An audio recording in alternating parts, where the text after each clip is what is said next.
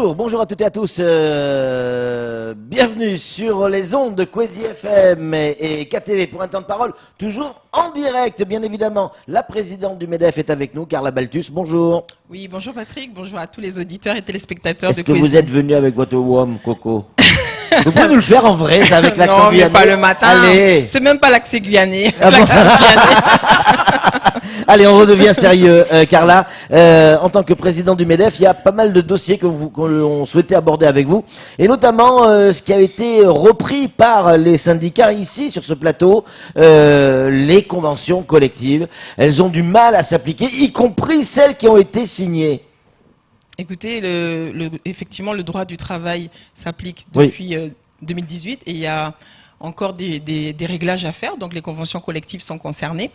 Les textes sont assez techniques, précis, juridiques, et on a, je crois, 7 conventions collectives qui s'appliquent. Oui. Par exemple, dans les télécommunications, ça s'applique, et il faut encore mettre en place, et ça doit faire l'office d'échange, de négociation entre les partenaires sociaux. Il faut savoir aussi qui sont les bons. Quand est-ce qu'on va arriver à un Oui, mais accord? les conventions collectives, ça concerne les branches, donc il faut trouver les bons interlocuteurs. Par exemple, le MEDEF n'est pas forcément signataire de toutes les conventions collectives à venir. Ce sont des points qu'on a vus avec le MEDEF national, parce que nous, depuis le début de l'année, on travaille sur ces sujets-là. On sait que ce sont des sujets sensibles, on sait que ce sont des sujets dont les salariés ont besoin. Et depuis le début enfin même bien avant, on travaille encore plus depuis le début de cette année. On a fait pas mal même de visioconférences avec tous les membres de bureau, avec le MEDEF national, avec les juristes du MEDEF national. Et on ne sera pas forcément signataire de tous ces accords, puisqu'il faut aussi trouver qui va signer pour certaines branches, puisque toutes les branches ne sont pas représentées à Mayotte. Et puis aussi, comme j'ai déjà dit, on a quand même la partie qui concerne les grilles de salaire, où si vous appliquez aujourd'hui toutes les conventions telles qu'elles s'appliquent, vous aurez un net qui est largement supérieur au national. Donc quand on parle d'égalité, d'équité, pourquoi on aurait des salaires supérieurs au national? Parce que la vie est plus chère ici à Mayotte?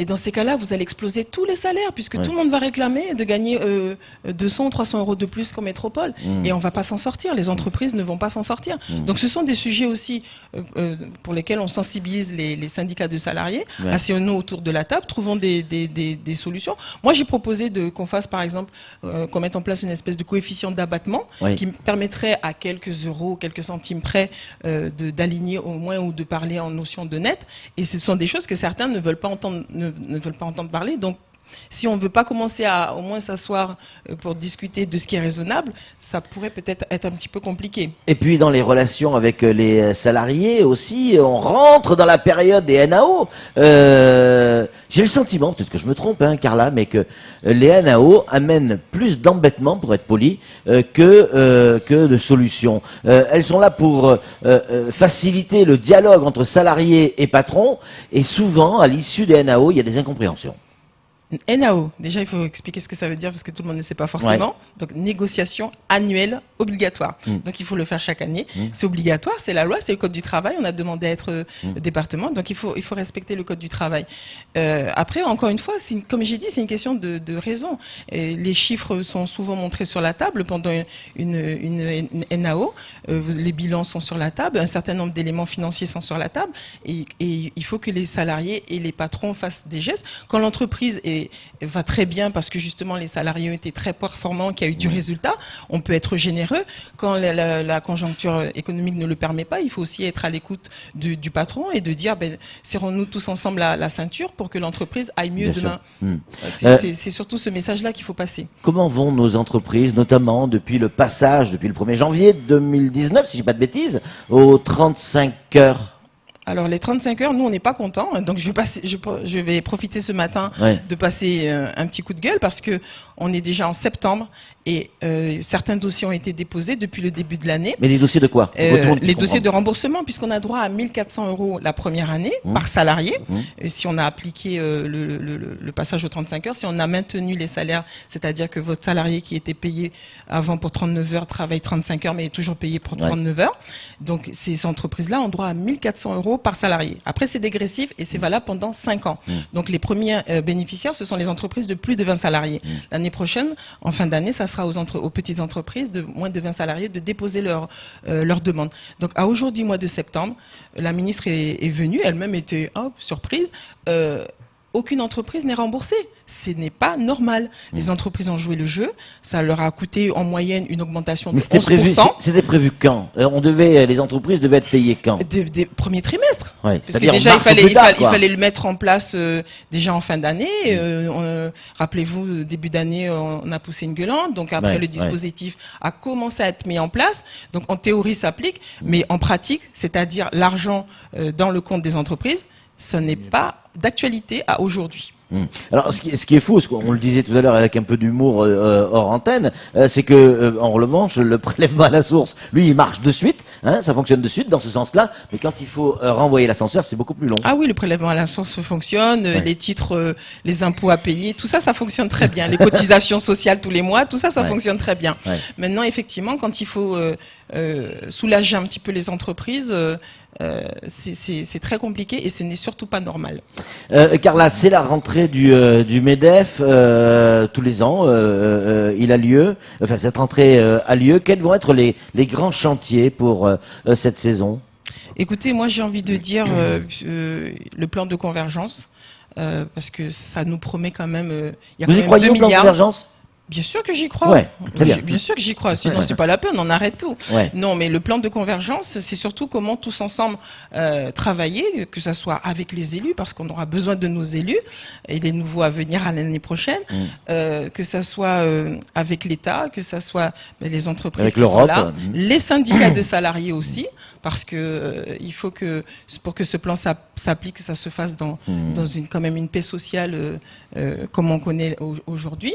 Donc il faut que tous ensemble on travaille pour ce plan de développement, pour qu'il puisse appliquer. Mais ça veut dire quoi travailler pour le plan de développement? Parce qu'on nous dit on manque d'ingénierie, on manque de projets, on manque de savoir-faire. Est-ce que depuis que la ministre l'a annoncé, par coup d'une baguette magique, ça y est, on a de l'ingénierie, on sait faire? Il y a des choses qu'on sait déjà faire. On sait quand même déjà construire des écoles, on sait quand même construire des logements sociaux. Quand même, la FMBTP regroupe un certain nombre d'entreprises qui sont capables de sortir quand même des chantiers. La CIM est là aussi, donc on a quand même des dispositifs comme ça où on est capable de monter. Maintenant, s'il y a des compétences qui manquent, moi je suis administratrice à la DIM. D'ailleurs, le 25 septembre à Paris, on va lancer pour la 2e édition Invest in Mayotte.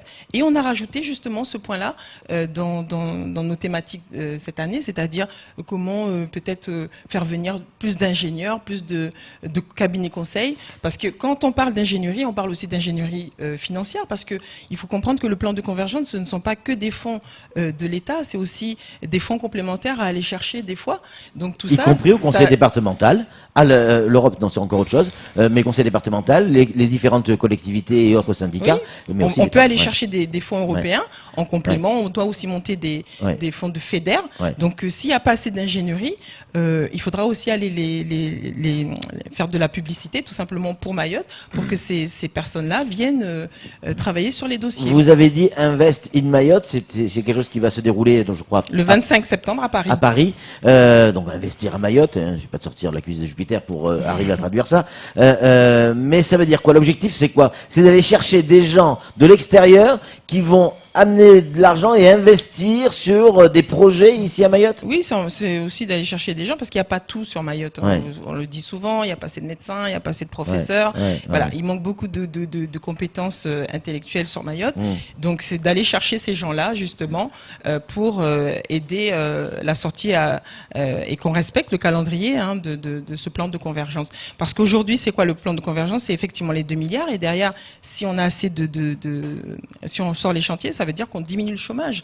Donc c'est quand même bénéfique pour Mayotte. Et Dieu sait qu'il y en a du chômage ici à Mayotte. Kamar Boura, une question pour vous, Carla. Alors, est-ce que dans cette année, pour cette rentrée, parmi les grands axes que vous allez suivre de près, aussi le délai de paiement? Parce que là, justement, à l'instant, vous nous parliez de ce retard pour ce remboursement par rapport aux 35 heures, mais on le sait que les entreprises en pâtissent énormément par rapport au délai de paiement une fois la réalisation des chantiers. Bien, écoutez, on sensibilise aussi, bien sûr, quand on parle de plan de convergence, c'est des chantiers, des travaux, et ce sujet est toujours d'actualité. C'est un sujet pour lequel pour lequel on se bat, même avec la FEDOM, et entre autres.